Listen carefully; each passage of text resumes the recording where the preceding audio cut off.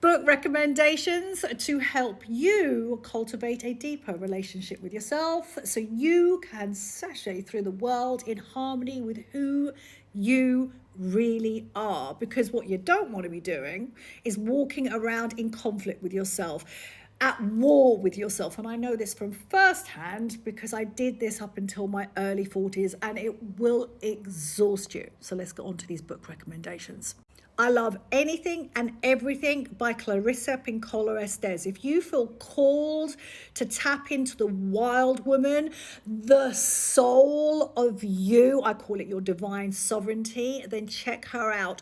Women Who Run with the Wolves, The Power of the Crone, and her Audible book, especially if you're navigating a different relationship with your body. It's called The Joyous Body. Oh my God, life changing, I'm telling you. There is a great book called The Heroine's Journey by Maureen Murdock, and I read that over and over again with A Woman's Worth, which is by Marianne Williamson. Both those together, chef's kiss. If you're looking to go a little bit deeper, then I recommend Caroline Myss. Oh my God, Myss.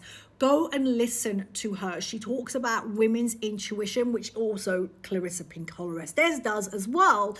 And what they're both saying is that we become domesticated as women as we move through the world. And what that means is we get cut off from our wisdom, which lies within our body. So Caroline Myss, and the two books from her are The Anatomy of the Spirit and Sacred Contracts. Then, this author, Jeff Brown, rocked my world because I couldn't find someone who talked about spirituality, soulful journey in a grounded way. And he just spoke to me. Years and years ago, I devoured everything. So I recommend An Uncommon Bond and Grounded Spirituality, and that is by Jeff Brown. Then I remember when I was like, I don't know who I am, I don't know where I'm going. And yet what was calling me at the time was the philosophy of yoga. I thought it was yoga, but I went on a training in Bali and I was like, oh no, that definitely yoga is not for me. And so then what I did was stumble across an author called Stephen Cope, Stephencope. Now he talks eloquently about the philosophy of yoga and how it applies in real life. There's nothing better than that. Taking a philosophy and then putting it into action in our present life. And so the books I would recommend from him are The Great Work of Your Life, a guide for the journey to your true calling, and Soul Friends, The Transforming Power of Deep Human Connection.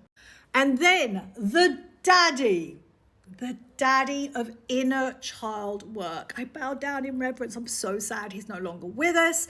John Bradshaw. The guy is a genius.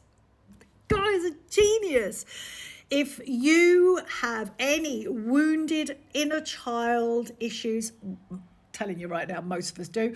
And if we don't heal that wounded child stuff, we play it out as adults. So I would highly 100% recommend you checking out his book, Homecoming. It is beautiful. It is deep. It is going to take you on a journey of you becoming the divine mother, divine father for all the younger versions of you. And then shame as well. Shame, I come from a lifetime of shame. I was shamed just for being me. And the willingness and the ability to dilute our shame in the present moment is going to free you up, because shame breeds in isolation. I think that was from Brené Brown. And shame actually disperses when we can meet it with compassion and welcome it into our lives. And the book there is called Healing the Shame That Binds You. I'm almost having a little cry because John Bradshaw is so good.